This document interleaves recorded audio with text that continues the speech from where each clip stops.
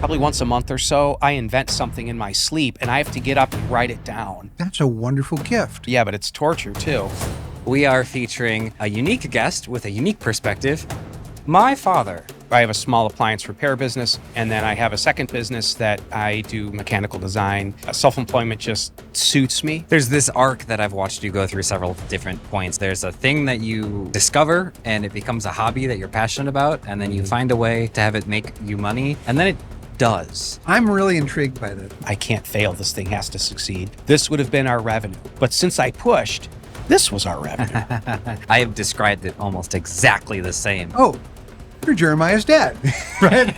I absolutely, positively hate with a passion doing creativity for somebody else. But the price we pay to get that freedom is responsibility. Going into my slow season, I lost the primary means of revenue for my primary business. The only time that your mom and I really had a hard time was in 2023 when there was a bunch of money coming in. What is it that you really care about that gives you the energy to keep going? Welcome to another business podcast. I'm your host, Jeremiah, joined once again by my co-host, John Maxwell. Good to see everybody. Good to have you. Good to have you. And for a very special episode today, we are featuring a unique guest with a unique perspective, my father. Join me in welcoming Matt Shumaker. Now, before we hit record, I was thinking about it. I don't know if I've ever said your full formal name. I know, it was odd for me with my father too. It was like, I was thinking about it and I was like, Matt Shumaker. I don't think I've ever put those syllables together. But for the purposes of this conversation, I'm probably going to have to get used to it. That's right. So like we talked about, there's several different reasons I wanted to have you on the podcast. But to start, why don't you give 30 seconds to a minute, quick overview who you are and what you do. I only have 30 seconds to a minute. Actually less because I just started talking. Yeah, I mean, I'll give you like a minute and a half, so don't push it. He knows I talk too much. I've lived pretty much my whole life being self-employed. And 12 years old, I was mowing lawns and fixing microwaves for my father in what is now my appliance repair business. And was public schooled through 6th grade, homeschooled from 7th grade on, so that I had some free time, and that lended itself to that. So as an adult, I've only ever had a couple of actual jobs working for somebody else. And self-employment just, it suits me. And I have a small appliance repair business with one employee, and then I have a second business that I do mechanical design and development work, hold a patent, and have make several products for different industries. So, and I've had several businesses like this in the past. Just keep hunting for what suits me best, I guess you'd say, and what would be most successful with the least stress. So that's me. Yeah, you have this unique way of, there's this arc that I've watched you go through several different points in my life of, there's a thing that you discover and it becomes a hobby that you're passionate about, and then you find a way, a plan, a scheme to have it make you money, and then it does, at least for a duration of time. Yeah, until the popularity of that product dies, and then I move on. But I mean, that's pretty crazy. That's pretty cool. What just a quick, what are a couple of the ones that you've done? So I was making high-end upgrades for radio-controlled helicopters, which led into making complete helicopters. When you were a little kid, you and your siblings would separate screws and nuts and washers into little baggies, and that was a lot of fun watching you guys at the. And I still, to this day, that same wall in that same room is my packaging bench. It's gone through several iterations, but I still stand in that same spot and fill orders every day. So that was one. I was making high-end bolt-on electric drive systems to convert bicycles to electric bikes before e-bikes were a thing. And that really popped off for a time. Yeah, that was really going. And each of these businesses that I've been involved in, I've always been sort of the high end of things. And that was something that I was taught by a couple different business owners that I know. They said, well, you can either be the Walmart market and sell 10,000 of something for $1 each, or you can be the high end market and sell 10 at $1,000 each. Either end brings you the same revenue, but one requires a lot more customer service than the other. Yeah. So I always appeal to the high end of whatever market I get into. Now, admittedly, though, they're generally small niches. I don't want anyone to think that. I mean, these are small businesses that, at best, have been maybe 50% of our family's income. But I mean, 50% of a family's income. Yeah, and some of that was just, your mom has some health issues, and though she's functional most of the time, trying to have a regular 9-to-5 job just wouldn't have worked. Yeah. So instead, she opted to homeschool you guys, and that left the entire, heavy lifting of the finances to me. Yeah. So I quickly realized that one income was hard to live on in our area. So we needed two, but we only had one worker. So I've perpetually had two businesses then. Yeah. What has been, I mean, you're already kind of speaking to it, but what has been some challenges in running your own small business? I would say early on it was, believe it or it wasn't getting work, mainly because my primary business is appliance repair. And that was started by my father, so there was an existing clientele. But for me, it was accounting and taxes. Mm-hmm. I'm a bit scatterbrained when it comes to paperwork. Creative people tend to be that way. I think you and I might share a bit of that. So when you're creative, you're generally less structured, and so that was tough. At the end of every year, it was you're going to owe whatever in taxes, $10,000 or whatever in taxes. Oh my gosh, and plus penalties because you didn't make payments through the year. Oh goodness, so that was stressful. And then beyond that, it was the fact that I'm the one person running that business. So when you were growing up, we took 2 family vacations in 20 years. Yeah. Yeah.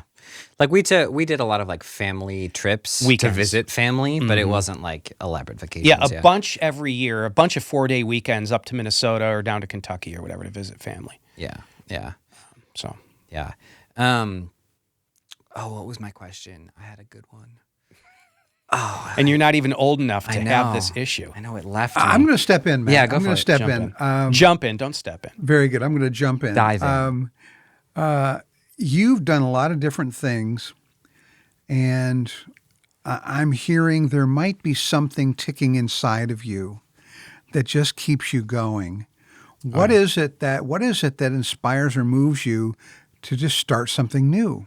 Well, there's a handful of things. So from a purely business side of things, it is recognizing that there's a need and being stunned that nobody's filled it yet. Because there's not a product to solve every problem. There's 186 products to solve every problem in our market.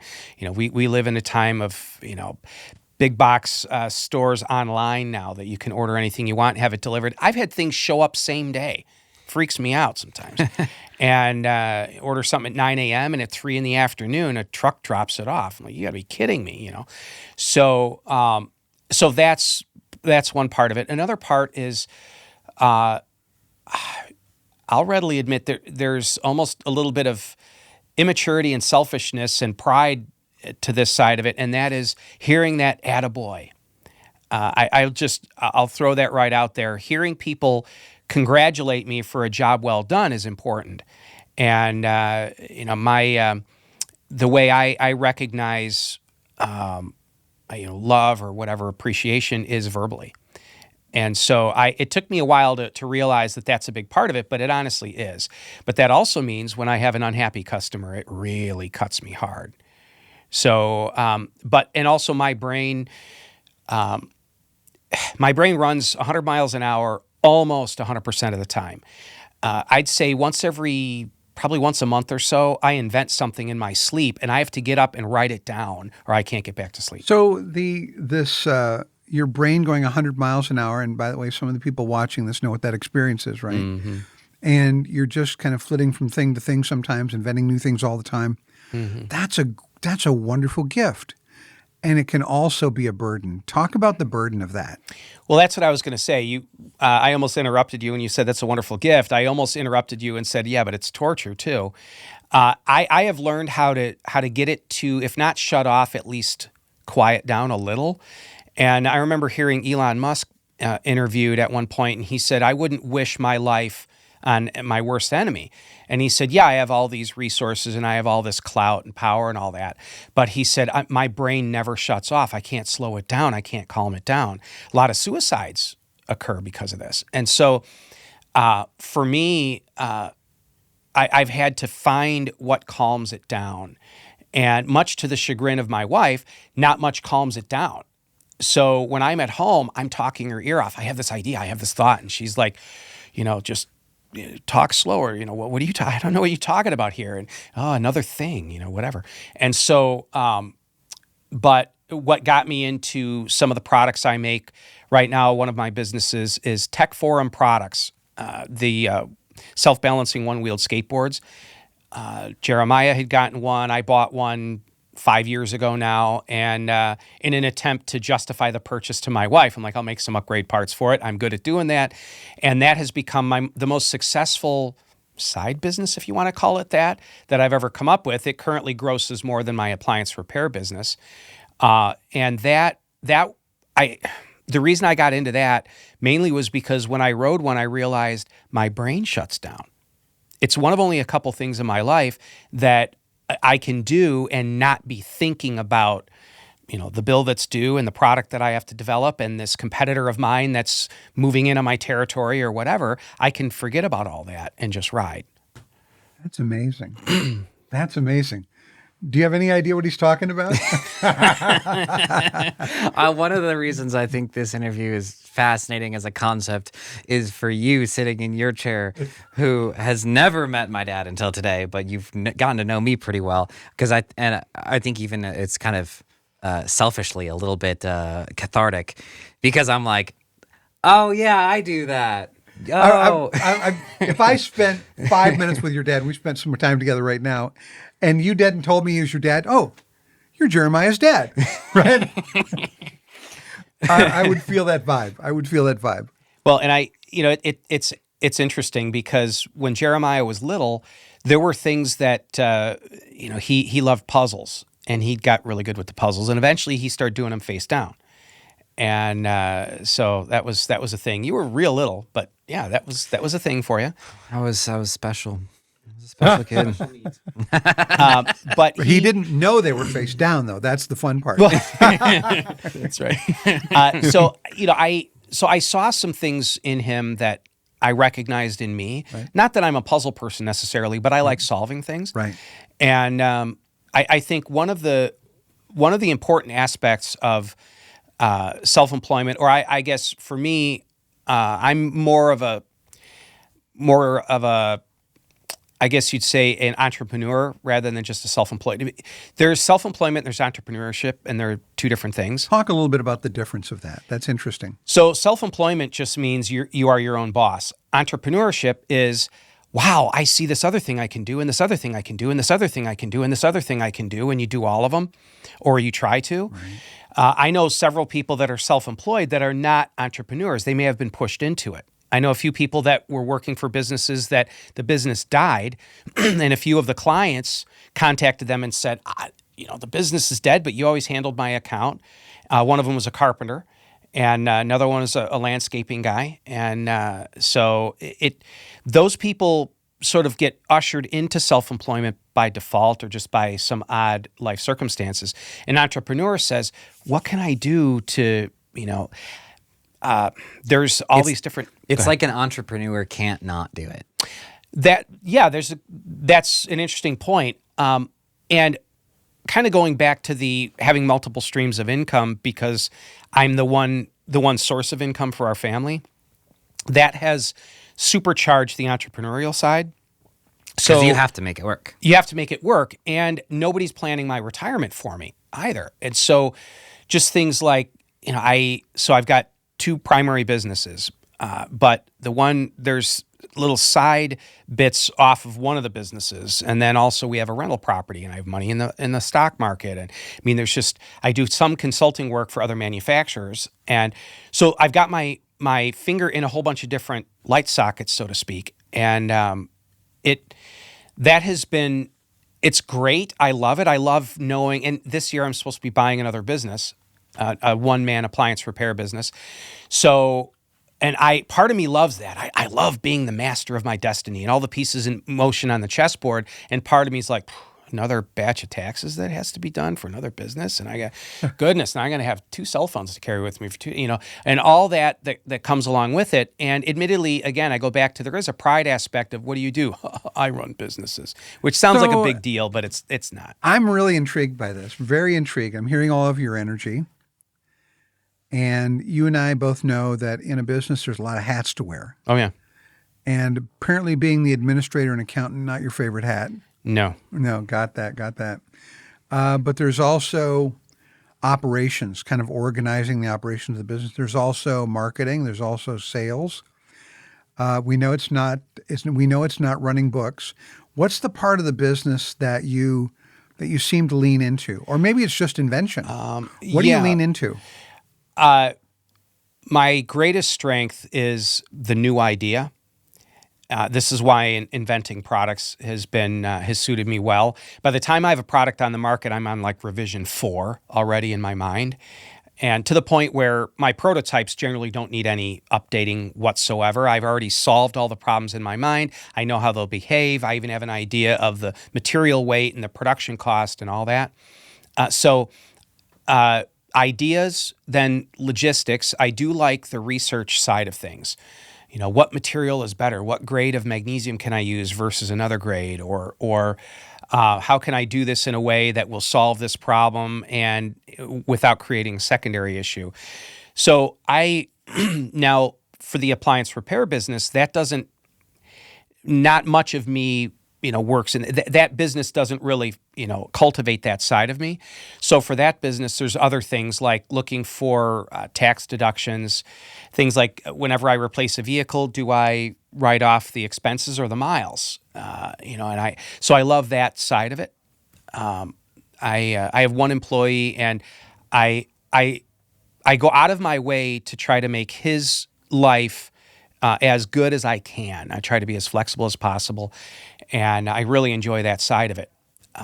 But what I'm bad with would be administration. I'm actually not a strong leader. I've had conversations with Jeremiah just recently about this, that I've been learning to lead.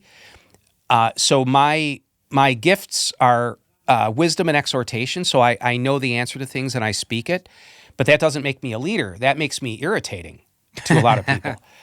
A leader knows how to rally the troops, cast a vision, and lead them into battle. And that's not so much me. A lot of different ways you can go with this, because the organic creativity that you bring to all these things you're doing, that's really a precious resource. That's hard to find, right? But it almost seems like there are a couple of other bricks that could surround you that would really turbocharge the whole thing. Mm-hmm. Or do you really just like being the master of your own ship here? I think that's a large chunk of it. So one downside to my personality is I draw people in, but they feel just drawn, but then once they connect, I've had several business partners, and a couple of the partnerships have worked well, and a couple ended up dissolving. And I don't have any enemies. I'm still close friends with even the partners that it didn't work out with, but they all learned they get pulled in by the passion that I have, but then they're usually type A personalities that expect that I'm going to work 80 hours a week like they are. That's not me. Now, I work a lot, but a lot of my work is, so if I do this, but their work is, hands to it, go, go, go, go, go. And so it becomes a problem, because eventually they're like, this guy, he's got all these ideas, all this passion, he's not going anywhere. Well, it's not that I'm not going anywhere, but they're looking at it purely from the, if we work 80 hours a week, it will grow into this thing. And I'm looking at it like, you can't rush creativity. You can't. This is so interesting. You're having a field day. I'm really grooving here. And I appreciate the questions, because my brain is so scattered. You're kind of holding me in a path. So many business owners are what I call perfecting their craft. I just want to get much, much better at this thing I'm doing. Mm-hmm. Other business owners are I'm going to get to the top of that mountain. They point at a mountain and say, I'm going to get to the top of that mountain. You might not be in either one of those categories. Yeah, neither of them really. Right. And hits me. then the third category is somebody who's just very determined to keep moving forward. There's a bit of that. Right. There's quite a bit of that. I can give you a specific practical example. January 2nd, I get an email from Google that my business profile is suspended. And, which, by the way, this should be illegal because they don't tell you why it was suspended or how to fix it. But they tell you must fix it. But they won't tell you how or why it happened. So it sounds like Willy Wonka or something. Right? It's crazy. And so, that's going on 2 months ago. It's still not working. I hired a firm to fix it for me. Well, I bring this up because January and February are my slowest months of the year for both businesses at the same time. It's horrible. You would think the businesses would oppose one another, but they don't. They're both busy through the summer and dead in the winter. So going into my slow season, I lost the primary means of revenue for my primary business. And so I panicked. And I mean, literally turning of the stomach, and I can't eat, I can't sleep. So I'm online researching management companies, apartment management, home warranty firms, different companies that I can partner with. So I'm sending out emails, and I'm making cold calls, and I'm doing everything I can. And it is interesting because we're not short any work. In fact, we have a little bit more work than we normally would have this time of year. My employee, phenomenal. His name's Jeremy, great guy. And he took me aside recently and he's like, I see what's going on and I really appreciate that you keep me busy. Because I give him all of the work until his schedule's full, then I'll take over. I'm really thinking about it. I'm fascinated by what motivates people, how they stay motivated. And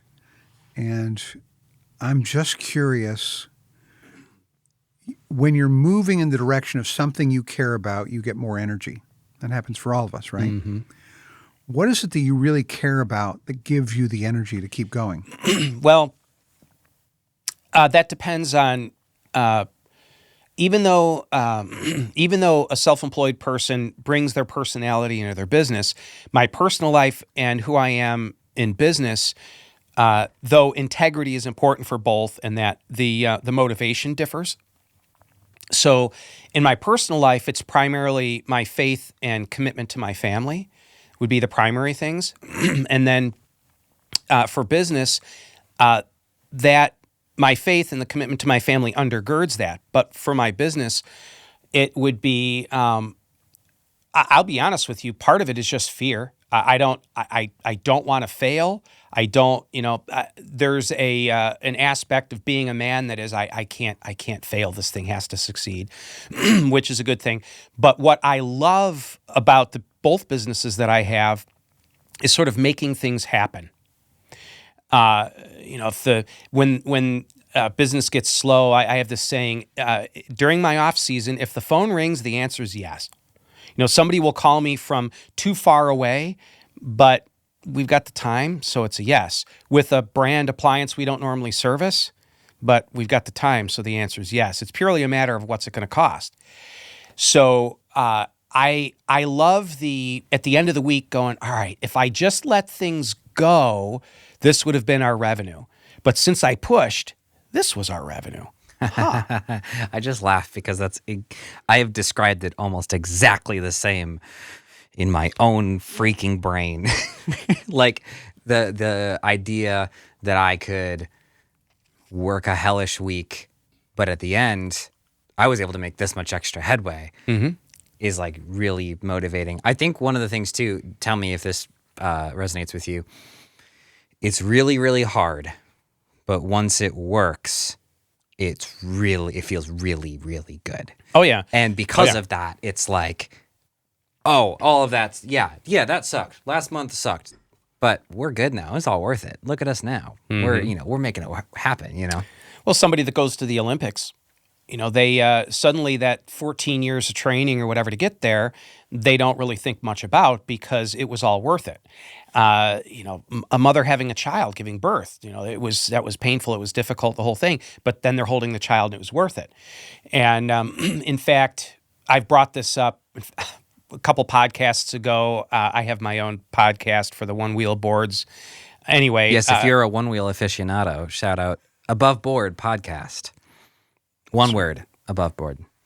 Sorry, please continue. No problem. But on one of those episodes, I had brought up that if somebody complains about a product that I designed and brought to market, it's very difficult for me to absorb that well, because it's almost like somebody you've got this newborn baby and you're out with the stroller and somebody goes, "Oh, look at the baby, how ugly."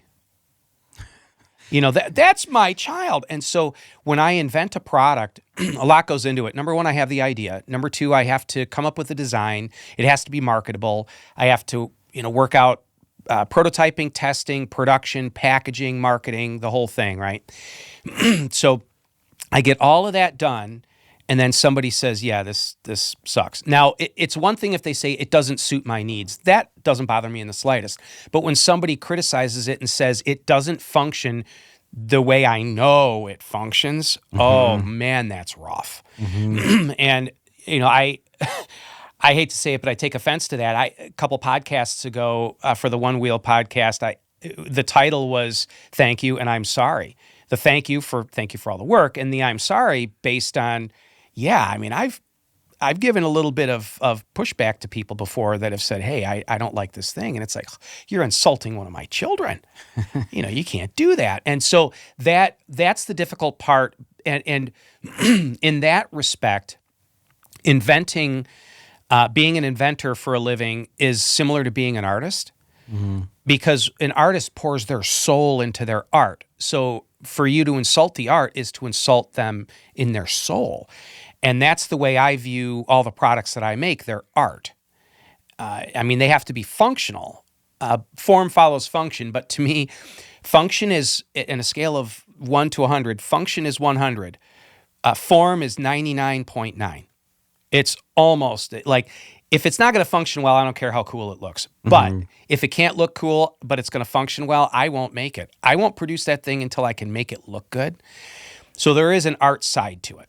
Yeah. That's the piece here. And as you describe that, you do seem very much like an artist, right? And so an artist is motivated really from the inside, right? And it's this desire to create something that's wonderful, right? And so it is your baby. So I understand that. That's really interesting. How could you take the feedback and be curious and use it to grow? That is a great question that we are going to answer after our commercial break. We will talk soon.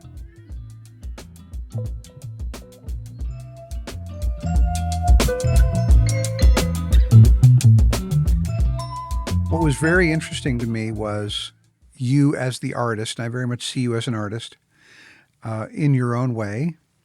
It's difficult to take criticism of your beautiful piece of art, your design, this baby you created.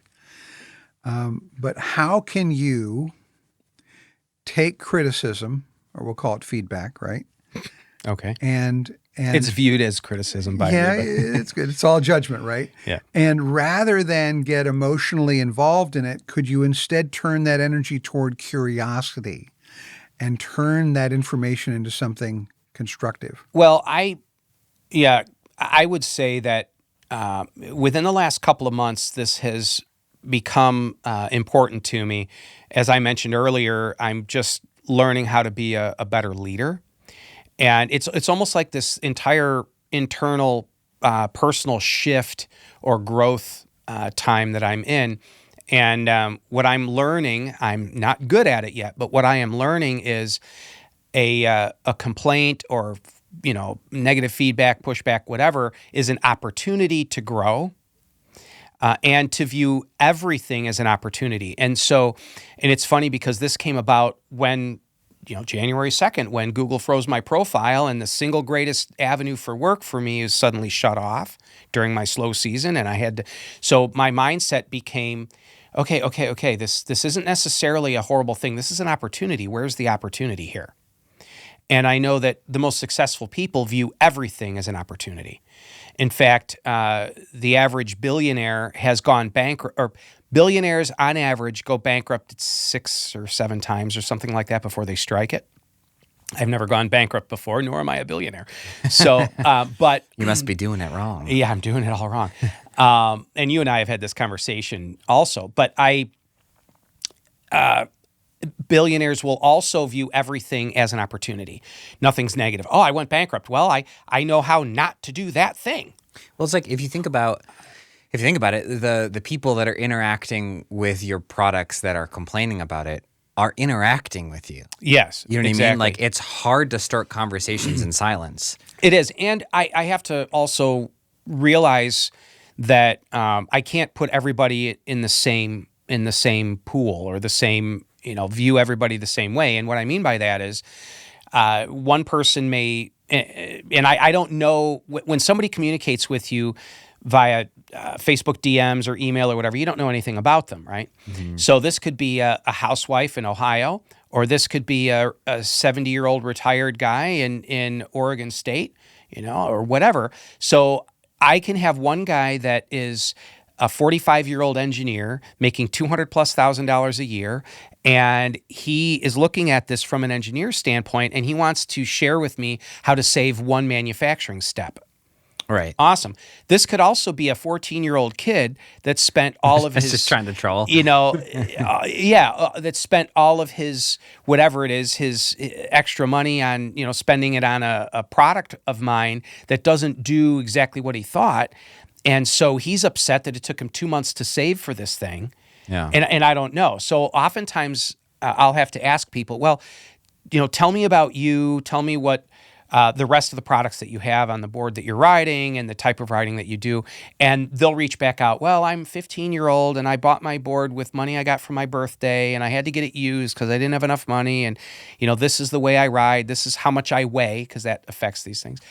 And all right, well, okay. And so I can then view them differently. Go, all right, I can't be too hard on this. Is a kid that spent every dime he has on this. I got to put myself in his shoes. Yeah. But then some people are indeed just trolls. Yeah. It's the reality of things. So we have a movie podcast, which is mostly just for fun. But we want to genuinely build an audience off of it.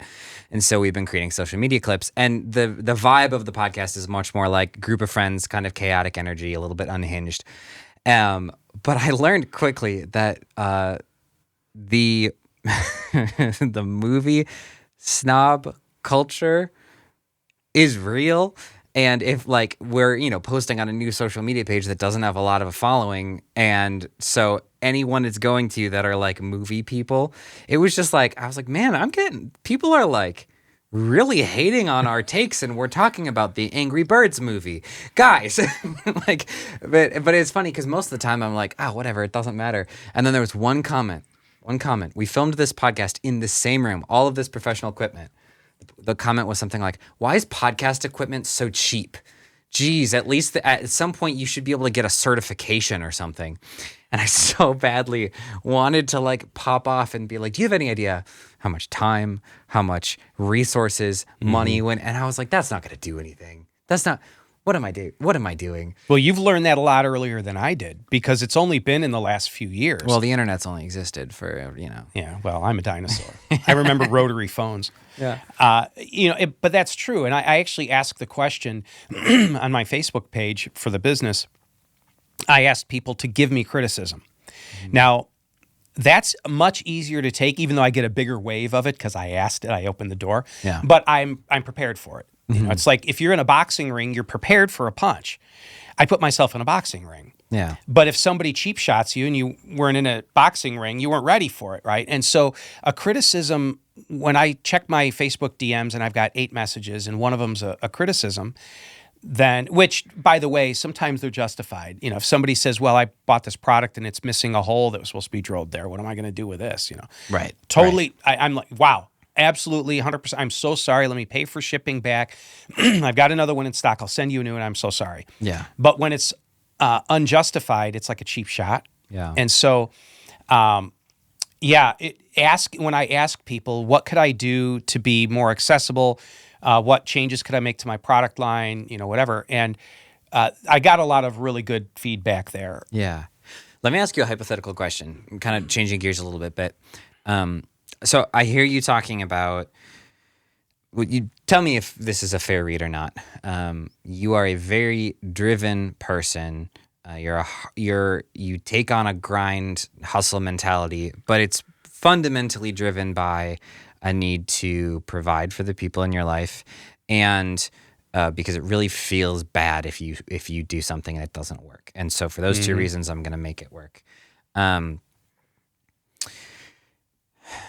Let's say you had the opportunity to work a job for a corporation. You're no longer running a business, but inside of it, it made more than enough to provide for the people in your life. And you were, confident in your role that you could have wide margins of success, but you were no longer leading a business.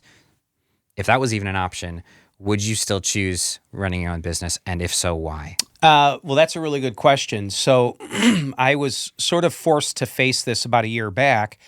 Somebody had posed this question, and but also a couple other people in the industry had sort of primed the pump for would I be willing to sell specifically my product development business for the one-wheel stuff? Yeah. And I thought, well, that depends. The numbers would have to work. Well, and everything's for sale, right? So Right. that depends. If the numbers are this big, well, that's great. I'll just take the money and do something else fun. Yeah. But from the standpoint of what would realistic numbers be, I think I would need an employment contract to go along with it to do the creative work. But the problem with that kind of goes back to a little bit of what you were saying earlier, and the artist side of me. One thing that I learned, I've had several things that I've built for clients over the years that have been commissioned builds. They've hired me, we'll give you $25,000 to build this thing. Okay, and I get all excited about that, but then I realize I absolutely, positively hate with a passion doing creativity for somebody else. So but if I like the high-end e-bike thing was a good example of that. I'd sold several bikes between $10,000 and $25,000 each that would take 6 months to a year to build. One of them took 2.5 years because COVID was in there. And I thought, wow, that's good money, and I pretty much double my money on this. But I realized this is terrible. So I would build a bike for myself, and I'd be passionate. I'm working evenings and weekends, get this thing done, and then sell it, and that's great. Build another one for me. And I've since run across several other people that have said the same thing. I was talking to a custom car builder, and he's like, yeah, I did one commission build for a customer. I will never do that again. Customer was great. I hated doing the work for someone else. I need to do creative work for me, and then I can sell it and do another creative job for me. I know a couple of painters that are that way. I've asked them, could you do my wife and I, our wedding picture, I'd love to have that painted. No, I don't do commission. I do what I want to do, and then I sell it. I'm like, wow, I totally get that. I will not ask you again. Yeah. So, yeah. So it's I love my work in both businesses, and part of that's because the service business and inventing things are so absolutely opposite. I love the putting on the hat of answering a phone call and scheduling an appointment, sending it to Jeremy, my employee, and then going on to Facebook and answering a question about a product, and then reaching out to one of the factories, whether it be overseas or here in the States, about a specification for a product, or an anodizing shop can't do that alloy of aluminum in that color. What's my second choice? And solving all those. I love switching hats quickly. It's like you have worked hard to craft an identity, and now you really enjoy grooving in it. Yeah. I want to, first of all, I love your question so much. Because he knows me. I'm going to answer it. Okay, right? go. Yeah. I've sometimes said, and again, I started doing this on my own 25 years ago, right? Yeah. And I jumped out of corporate when I did it. But now that I've been doing it this long, I could never go back to corporate. I could never work for a paycheck from somebody else because, and it's what you talked about, it's the freedom, it's the creativity, it's that organic process that we get to do. But the price we pay to get that freedom is responsibility, Oh yeah. and a lot of responsibility. So I'm right with you. I couldn't make that trade-off. I was going to pass the question over to you, Jeremiah. Well, it's, Yeah, the three of us Because share a as you were lot. asking that question, I said, who is he really asking the question of, right? Well, most questions, there's a little bit of a well, self-focused point to it. yeah. So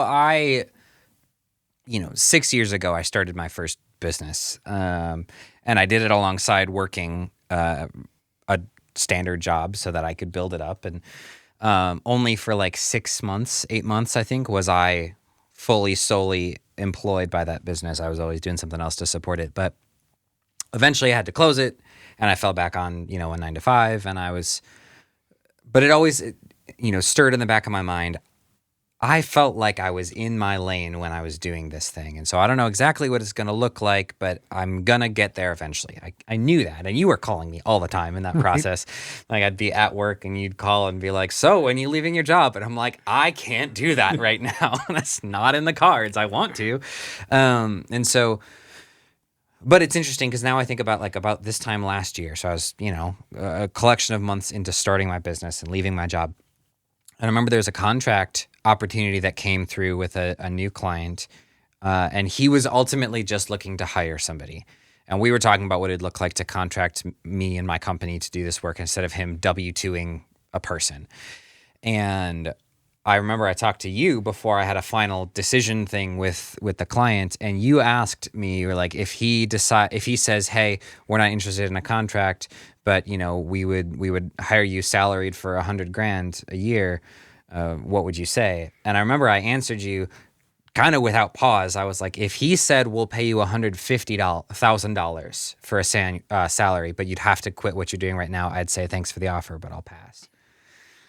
I don't really know. I wasn't in a position to be that cocky, so I don't know exactly where that came from. But I think That was a great moment. That was a great moment. Yeah. Right? I think what it came down to was I need to do this. I don't know what exactly this is all the time. I'm trying to figure it out, but like I'm building something, and that's what's important to me. Yeah, and so I'm going to lean into you a little bit because there's a lot of mutual respect here. Just follow your path. You're going somewhere here. It's really exciting. Slowly but surely. It's really exciting. I can't wait to see where you go. Right? Well, and it is funny talking about assigning numbers to things. I remember, this was probably 5-6 years ago. Somebody had asked if I would be willing to sell the business. I think it was doing the electric bicycle drive systems. And I said, it was one of the guys that I had a couple different partners.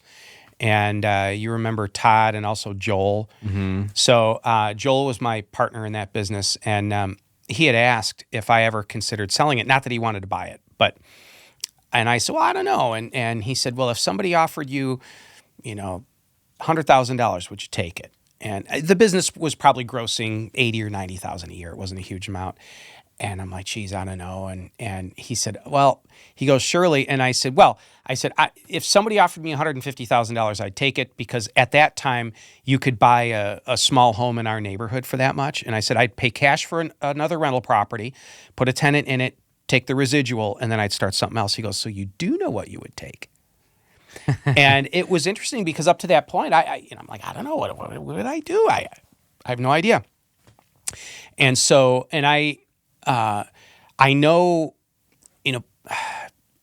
I know what each of my businesses are worth just kind of on the open market. There's ways to value businesses, but my appliance business is worth way more than I could sell it for to me because I can't sell it for enough to retire on. And good grief, if I sold that, I'd have to work. You might remember me saying this, but when you were younger, I used to say all the time that appliance repair isn't work. It's driving to houses and picking up checks, because I got so good at it. Not to be arrogant, it's just when you're in something for decades, and it's my giftedness, I'm a mechanical problem solver. So somebody is half a sentence into telling me what's wrong, and I'm interrupting them because I know what the problem is. I know exactly what they need. I know what part it is, how many minutes it's going to take to fix, and what the bill's going to be. Yeah, I got it. Let me go grab the part from my car. So I became really, really good at what I did. And so it wasn't work. And I love this. I love interpersonal communication. What a lot of people don't know is I'm horribly shy. When I was a little kid, I would cling to my mom's leg, and they'd try to drop me off at a birthday party as a little kid, no, like this. I was homeschooled from 7th grade on because in 6th grade, I had so much anxiety, I was in tears, and I got physically ill and was sent home for 2 weeks. In 6th grade, you want to talk about being bullied after I got back into school. But that was because I'm horribly socially anxious. And that's part of the reason I started doing appliance repair. I delivered pizzas as a teenager to force me to connect with strangers. Doing appliance repair, I had to force myself to be in people's homes. And so now that I've mastered that, it's so valuable to me, and it feels so easy. I also love driving. One of my products is a patented item that I sell for the Tesla Model 3 and Model Y. So I have a Model 3 Performance that I drove up in that's free because the business pays for it. I don't even fill those orders. I've got a guy, the manufacturer for that product down in Southern Illinois, fills all my orders for me and that, and I do nothing, and that car's free. Everything that I own, I try to make pay for itself. So I get a chance to drive this high-end, expensive, fast car for free, and I get to write off the miles while I drive to customers' homes and do appliance repair. This is amazing. So I'm getting paid to drive this car, which doesn't cost me anything anyway. And when I get to their house, only a little bit of it is turning wrenches. And that I get to solve a problem, but I get to communicate with them too. What could be better? What's interesting, we were talking before we hit record a little bit about, running a $200,000 business versus a $400,000 business, or yada, yada, yada. And some of the differences that, are required, and we could have that conversation if we want to. But I remember one of the things that we landed on in the conversation was bigger isn't necessarily better. And in your situation, it feels like you really like where you're at. Well, I love where I'm at. I wouldn't mind if both businesses were a little bit busier. And I don't mean that in the way that Rockefeller one time was asked, how much money is enough? And he said, $1 more. And I don't mean it that way where I will always strive for more. I actually hit a point of contentment. I've built a couple of custom motorcycles over the years and some custom work on cars. And my wife would complain. She'd say, well, these projects, they're never going to end. No, everything that I've ever built, I have finished. I'm sure you can attest to that. Well, I start a lot of things. I start more things than I could possibly finish. That's my curse. Well, that's your curse. But I mean, you've watched me. My point is, if I'm building a custom bicycle, I'll get it done, and it's done, and I will just ride it.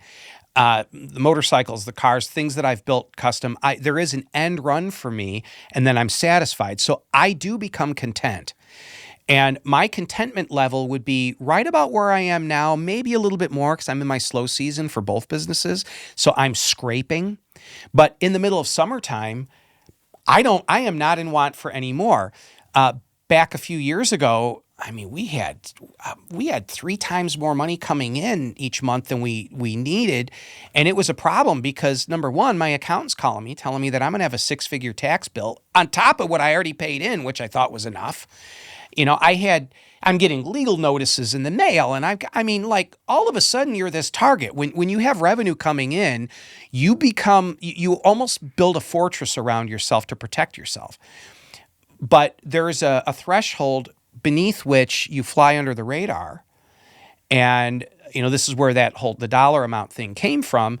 And I had mentioned that I'm really good with $200,000 gross revenue per year businesses. Yeah. And that's about where my 2 businesses are, a little bit more than that each. But I've seen them way more than that, and that was horrible.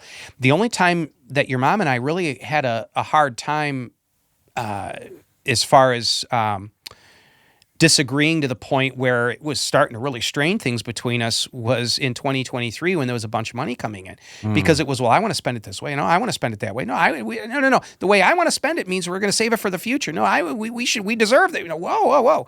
So it was a thing. And now, since things have pared back a little bit since then, we have enough to be satisfied, and the wolf is not at the door, but not so much that it's this problem of where do we park all of it. And also, I know several people that are worth several $100 million. I know 2 billionaires, and they are a different personality than mine. There are certain commonalities. Occasionally, one of them will call me and ask my advice on something. Yeah. And I remember saying, geez, I don't work in millions of dollars. I work in tens of thousands at a time. I might order $20,000 or $30,000 of inventory. That I'm used to. Yeah. And they'll say, well, lop a couple zeros off the end and give me your answer. Okay, well, yeah, that fits into my brain. Okay, well, here's what I would do. Okay, thanks. So we share a similar mindset, but they're willing to take bigger risks. Yeah. And their idea of contentment might be another yacht and another vacation home. My idea of contentment is the accounts aren't shrinking. They're actually growing slightly. And I don't want anything more. In fact, I'm old enough now that I'm kind of thinking I have too much stuff. I'd rather pare my life down a little bit. I was listening to a podcast a while ago about happiness. It was a deeply researched 4-hour-long podcast about what the data says about how to be happy. Well, and joy and happiness are two different things too. Well, that's more of a philosophical difference, but ultimately, it is. But the conclusion of the podcast was the biggest takeaway was, listen, the biggest result in your life's happiness is just getting to the point where the huge hindrances are removed. So if you get to the point where your bills are paid, you have some imagination for the future, you are going to hit about 80%, 90% of the way towards whatever peak happiness is or whatever. And everything above it is you're just getting a couple extra percentage points. And True. Law of diminishing returns kicks in. Yeah, and I've thought about that a lot. Like, okay, new and starting my business, still young, a lot of life to go. Like, it gets so overwhelming thinking about the infinite possibilities of life and the long journey to get there. But sometimes it's like, okay, really what I'm shooting for right now is I just want to make sure that the business is stable. I can do what I love. I can, imagine the next couple of years in the future. Like, that's the big stuff. This is such an interesting conversation because I've worked with many business owners over the years, and everybody thinks business is just all about money, and it's really not. It's about money and it's about happiness. And so I sometimes tell people there's a whole lot of money in this hand, and this hand promises you happiness every day. Which one do you want? Right? And the fools say, I want the money, but the wise ones say, I'll take the happiness every day. And so if you can figure out a way to feel joy and happiness every day in what you're doing, and your bills are paid, right? Yes. Right? Take that. Oh, yeah. Well, I love my work. I love it. I can tell. And, it's a funny thing, too, because a number of the wealthy people that I know keep telling me, well, I'd love to partner with you on something. And some of them have on, little things or whatever, but their vision is here. My vision is here, or my satisfaction level is here. I may be able to share their vision, but their vision and their satisfaction level are equal. My vision versus my satisfaction, it doesn't take me nearly as much to be satisfied as it may for them. Yeah. And so, I've looked at a whole bunch of different businesses, storage units and car washes and different things. And I keep looking at it from a cost-benefit analysis. And I don't mean what does the business cost me to buy versus how much is it going to earn, but what is this going to take from my life versus what is it going to give me? Yeah, like a life cost benefit. Yeah, exactly. Yeah. So, this is the reason that we have rental property. And that's all about where it is and who your tenant is. It has to be in a good spot with a good tenant. And we have one in a good spot with a good tenant. And I thought, well, I'll get another one. But then the business person in me says, well, I have to look at being overrepresented in one asset class versus another. And so that keeps me down. So the business side of me versus the philosophical side, not that they clash, but one regulates the other. Yeah. We're low on time. I did want to talk briefly about you recently, per my advice, started a podcast.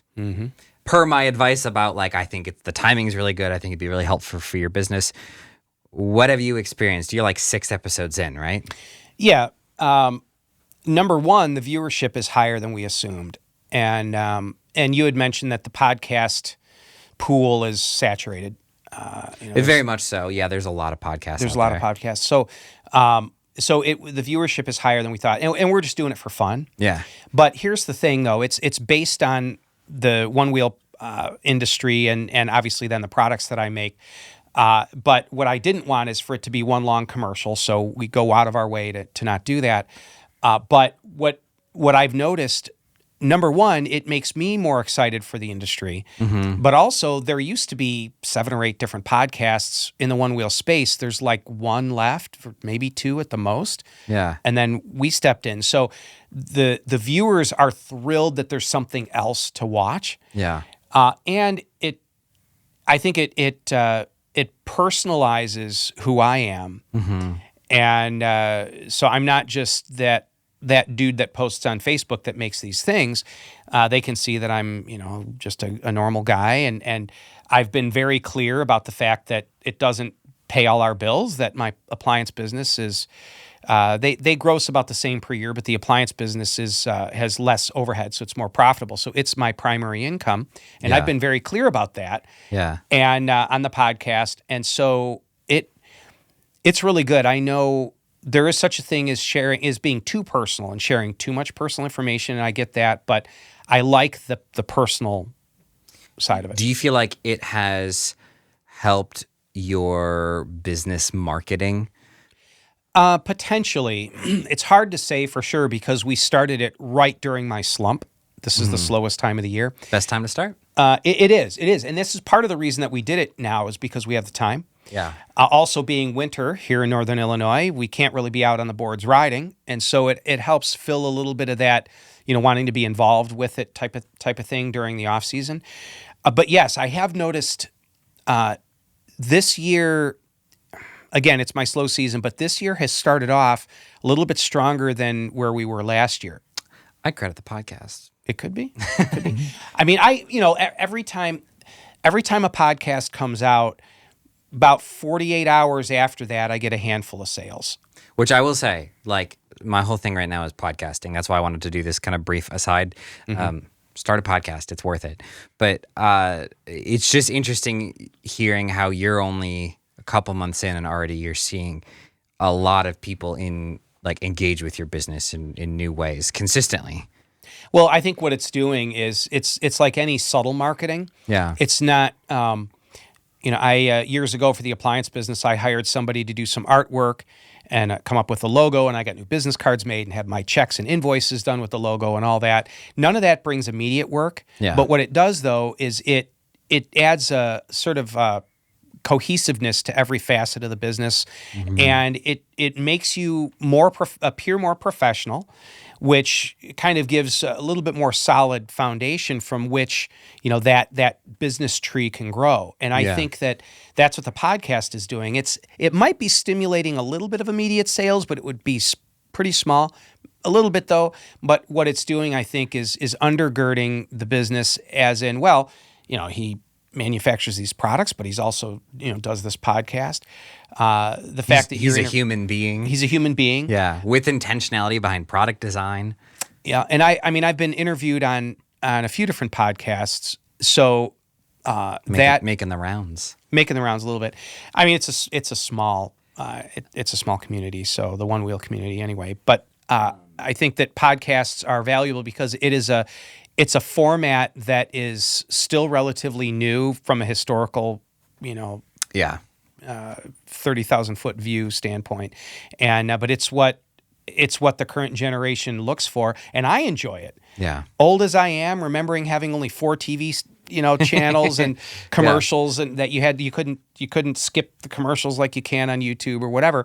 You had to, if your show was on at 7:00 on Thursday night, you had to be there or you're going to miss it. And you got to wait a whole week for the next one. I remember all that, and so I like the way things are now with technology. Yeah. I'm not necessarily good at using it. A lot of that's my generation, but I'm willing to learn it.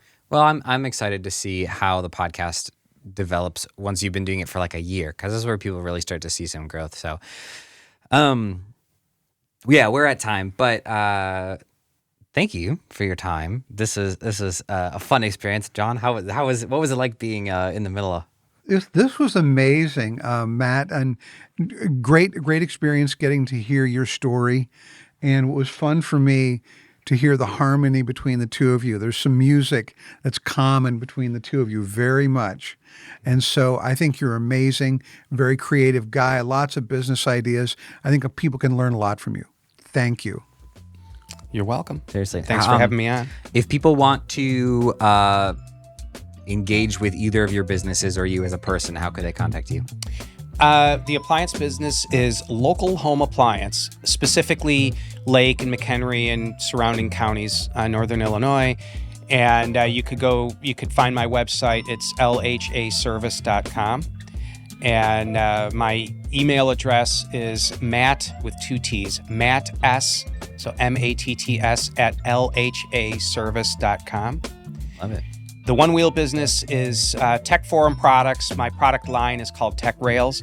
And for that business, it would be techforumproducts@gmail.com.